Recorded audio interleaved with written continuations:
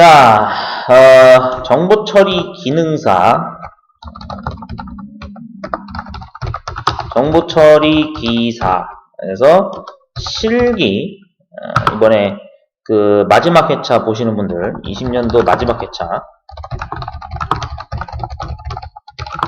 응시자분들을 위해서 이번 영상에서는 통신 과목에 대해서 좀 몇 개 살펴보겠습니다. 네, 몇 가지 확인해보는 시간을 좀 가져볼 겁니다. 자, 이 통신 과목의 경우에는 이제 분명히 이게 우리가 20문제가 출제가 되죠. 실기에서. 20문제에서 이제 12개 이상을 맞춰야 이제 맞춰야 합격인데, 근데 이제 통신 과목이 이제 항상 몇 문제가 나오죠.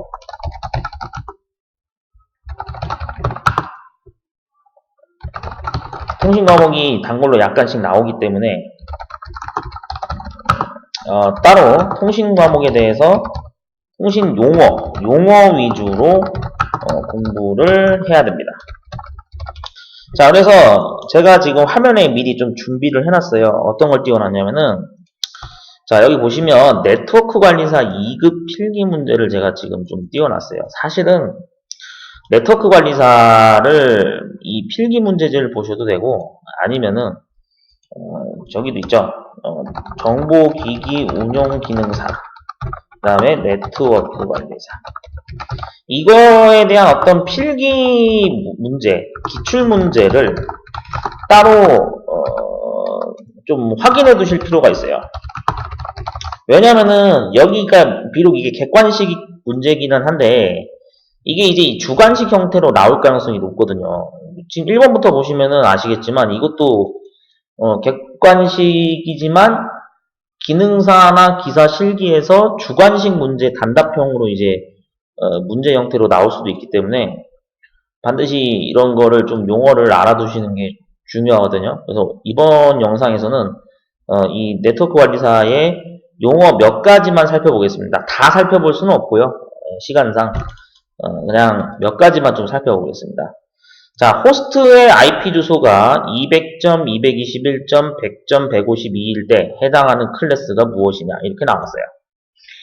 자, 그래가지고 뭐 A 클래스, B 클래스, 뭐 C 클래스, D 클래스 물어보는데 여기서의 정답은 이제 C 클래스가 됐죠. 자, 근데 이게 설명이 좀 안 나와 있는데, 자, IP 주소의 클래스에 대한 거를 물어보는 문제가 분명히 나올 거란 말이에요. 자, 그러면 자, 공부를 하실 때 항상 검색을 잘 하셔야 된다고 그랬죠, 제가.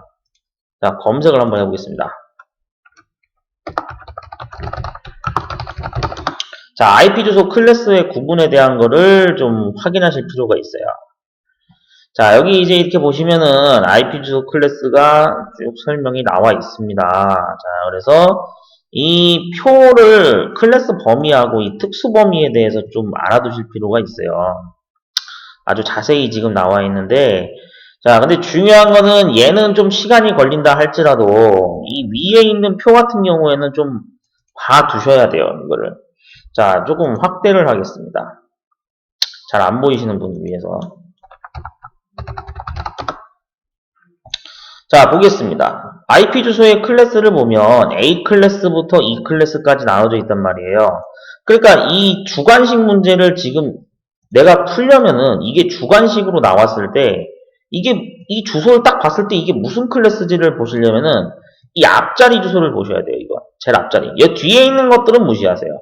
클래스 물어볼 때는 이 뒤에 있는 건 의미가 없습니다. 여기 있는 게 중요한 거지. 아시겠죠? 앞자리.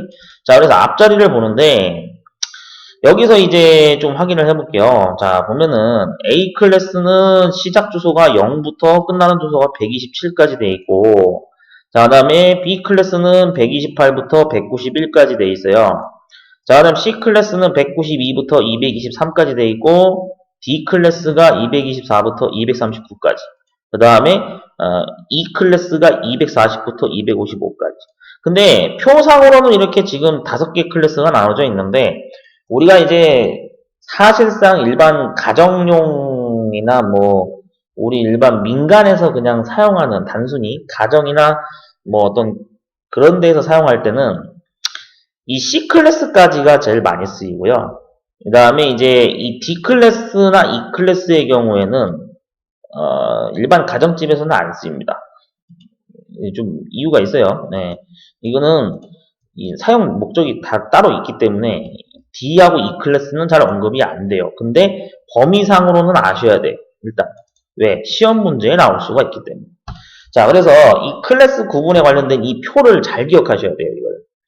이거를 모르신다 그러면은 이제 말이 안 돼요. 그리고 여기 표에서 보면 사실상 이제 좀 이의 제기를 하시는 분들이 있을 수 있어요. 아니, 이거 원래 126까지 아니에요? 그거는 이제 그런 의문이 드는 게 당연한데 이게 이제 왜 그러냐면은 유효 주소라는 게 있어요, 원래. 그러니까 범위상으로는 이게 맞아요.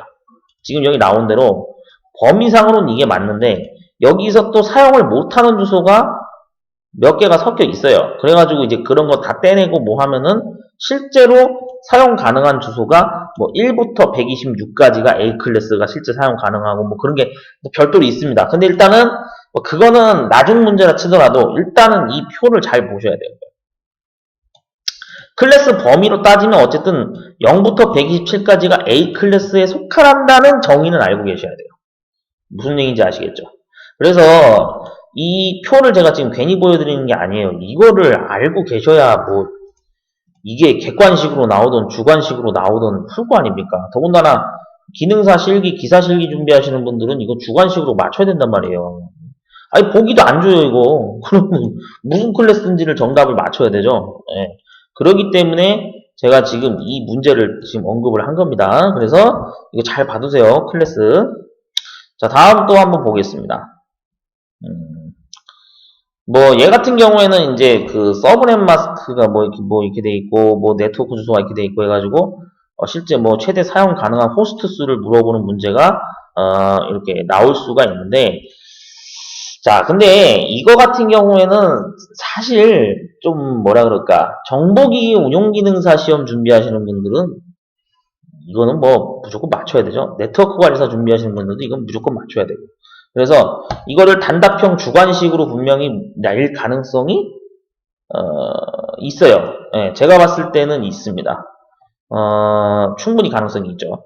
그래가지고 좀 보셔야 되는데 이 호스트 수하고 네트워크 주소의 이 부분에 대한 거는 추가적인 공부를 더 자세히 하셔야 돼요. 근데 이것도 솔직히 검색만 조금만 하면은 풀 수가 있어요. 진짜라니까요. 아니 검색을 잘 하셔야 된다니까. 예를 들어서 자 최대 사용 가능한 호스트 수를 구하는 방식에 대해서 잘 날 모르겠다 그러면은 이거를 긁으세요 이거. 예. 내가 지금 만약에 뭐 공식이나 어떤 그런 거를 전혀 모르면은 일단 긁으세요. 긁은 다음에 여기다가 검색창에다가 이거 그대로 복사 떠서 붙이시면 돼요.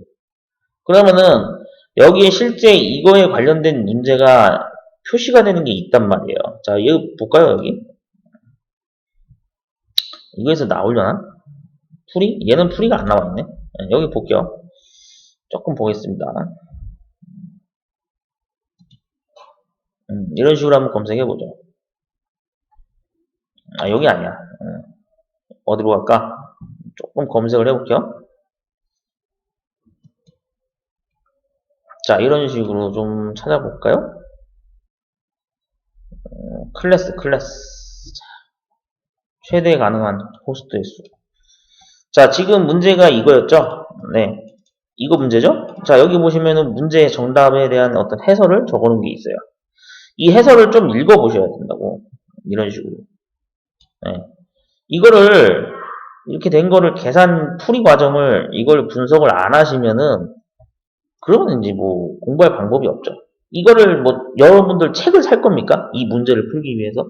요즘에는 책 안 산단 말이에요. 제가 여기서 다시 한번 강조드리는데, 이 검색을 잘 하게 되면, 검색을 잘 활용하면, 풀이 방법도 다 찾아낼 수 있어요. 무슨 얘기인지 아시겠죠? 그러니까 내가 책 없이 공부하고 싶으시면은 이 검색이 생명이에요. 이게 얘를 해야 된다니까요. 90년대 방식처럼 막 서점 가가지고 책 사고 하는 거는, 그거는 실기 때문에 어쩔 수 없이 작업형 실기를 해야 돼서 그 정보를 얻기 위한 참고서로 이제 쓰는 거지, 모든 어떤 내용이나 이런 것들을 책 보고 공부하지 않는다고. 물론, 사실 이제 저 예외적인 게 있어요. 정보 처리 기사나 이제 정보 처리 기능사의 경우에는 NCS 기반이 이제 출제된 지가 얼마 안 됐으니까 아직도 책을 많이 구매하시는 분들이 분명히 많을 거예요. 그런데 이것도 사실은 여기 이 교재에 내용이 다 포함이 안 돼 있을 수가 있단 말이에요. 물론 제가 책을 제가 자세히 저는 읽어보지 않아서 모르겠는데, 책에서 100% 모든 내용이 나올 거라고 생각을 한다면은 그거는 정말 1차원적인 생각이고요. 진짜 제대로 공부를 하시려면은, 예? 검색을 잘 하셔야 된다고, 검색을.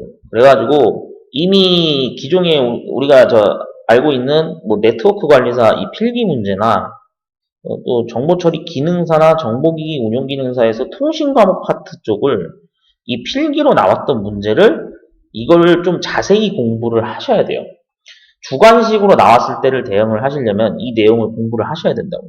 이런 식으로 해서 실기 준비를 하는 거지, 책에 나와 있는 거를 그냥 그대로 구매해가지고 뭐 공부한다? 물론 이제 적중률이 맞아가지고 거기 책에 있는 내용이 나와서 내가 문제를 맞추면 좋죠. 근데 그 이번 다시 한번 말씀드립니다만 3회차 같은 경우에는, 예? 정보처리 기사 3회차에 완전 그 뭐예요? 3회차인가 4회차인가 하여튼 이거 보신 분들 막 멘탈 다 나갔단 말이에요. 무슨 생뚱맞게 책에 있지도 않은 걸 막 내가지고 합격률이 이번에 보면은 18% 나왔을 거예요.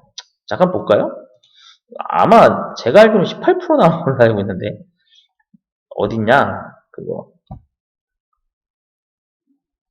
큐넷 사이트 어디 있을 텐데, 제가 다운받은 게 아마 있을 거예요. 다운로드 정보처리 기능사 4회 정기기사 3회 실기시험 채점 결과표 해가지고, 이게 큐넷 사이트에서 제가 받은 건데, 통계 자료를 보면은 각 종목별로 해서 이제 여기 응시 인원, 합격 인원, 불합격 인원, 합격률 이렇게 표시되어 있거든요. 그래서 정보처리 기사를 제가 한번 찾아볼게요. 정보처리 기사 이렇게 검색을 하면은 이쪽에 보시면 보세요. 18.25%밖에 합격을 못했어요. 그러니까 엄청나게 떨어진 거예요. 이게 불합격자가 엄청 많이 나온 이유가 왜 그러냐면, 예? 이때 완전 멘탈이 나갔단 말이에요. 이거를 도저히 이게 이거 책에서 못 보던 내용인데 막 이런 경우가 생긴단 말이에요. 생각해보세요. 헝가리안 표기법이 책에 있는지 없는지 모르겠는데 아무튼 막 그런 문제 나오고, 또 무슨 통 말이를 해가지고 막 이상한 거 나왔단 말이에요. 근데 이제 그런 걸 대응을 하려면 어떻게 해야 된다? 검색을 잘 하셔야 된다. 검색 안 하시면은 이제 안 돼요. 하셔야 돼, 무조건. 그래서 혹시나 그런 어떤 그런 변수가 좀 크게 발생될 수 있는 이상한 문제를 나오는 걸 대응을 최대한 하려면, 그리고 내가 필기책이나 이런 거를 따로 안 가지고 있다라고 한다면 결국에는 이 지금 전자문제집 사이트 이용하셔가지고 이 공개 문제를 출제되었던 문제를 하나하나 자세히 보셔야 된다는 얘기예요. 이걸 알려드리려고 제가 오늘 동영상 녹화를 한 거예요. 아시겠죠? 그러니까 이 계산법 아까 제가 사이트 띄워드린 대로, 예, 여기 이거 잘 계산해 보셔야 됩니다. 자, 10진수를 2진수로 바꾸면 이렇게 나와요. 그래서 그 2진수 값을 실제로 또 서브넷 마스크하고 그 주소를 둘 다 이렇게 2진수로 풀이한 다음에 이걸 풀어놓은 상태에서 여기서 AND 연산 처리를 지금 한 거죠. 맞죠? 이렇게 AND 연산한 거예요. 자, AND 연산에서 결과가 이렇게 나왔다 이거예요. 그래가지고 이거를 10진수로 변환하면 이런 식으로 나오는데, 그래서 최대 가능한 이제 호스트 수가 실제 0과 15를 제외한 14개를 쓸 수가 있다.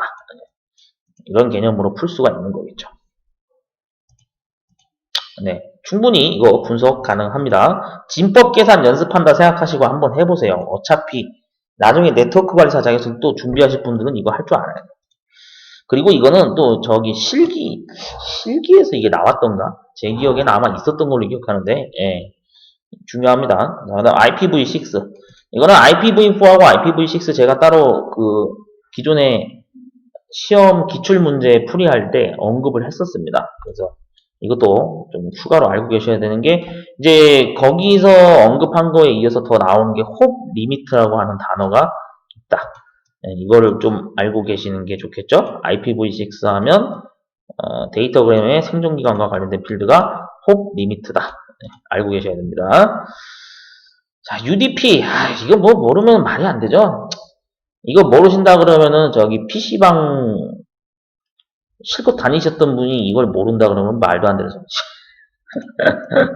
더 설명하진 않겠습니다. 근데 UDP 이거 저 시험 기출문제에서 나왔었어요. 네.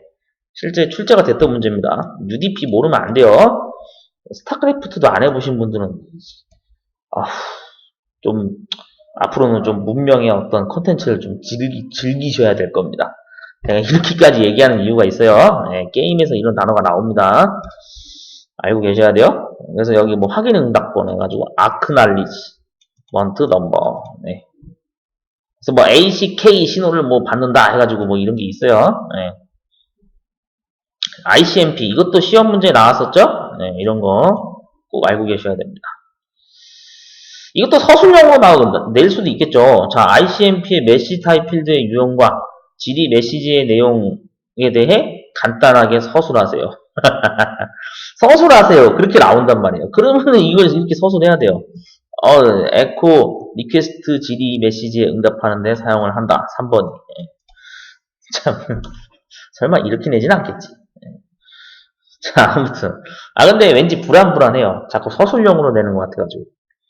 자, 그 다음 포트 번호.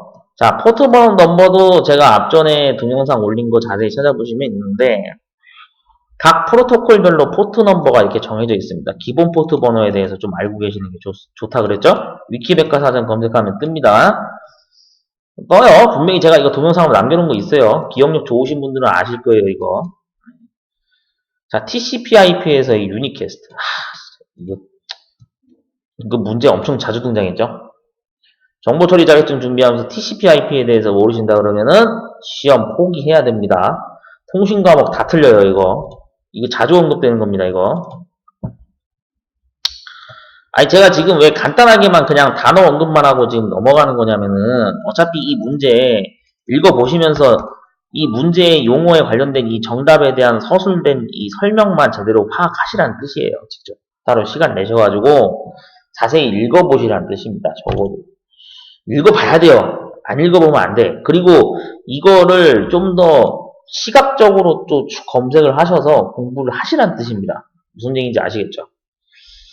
자, 그래서 뭐 이런 식으로 쭉 나옵니다. OSI 7계층. 정말 중요하죠, 이거. 이거는, 지겹도록 냈던 것 같은데, 시험 문제 계속 나오죠, 이거. 기능사. 특히. 기능사에서 계속 나와요. 기사에서도 앞으로 계속 나올 겁니다. 자, 중요한 거는 각 계층별로 이 단위를 쓰는 거를 좀 알고 계셔야 되는데, 특히나 이 프레임 단위를 쓰는 게 2계층이다라는 거를 주관식으로 분명히 낼 거란 말이죠.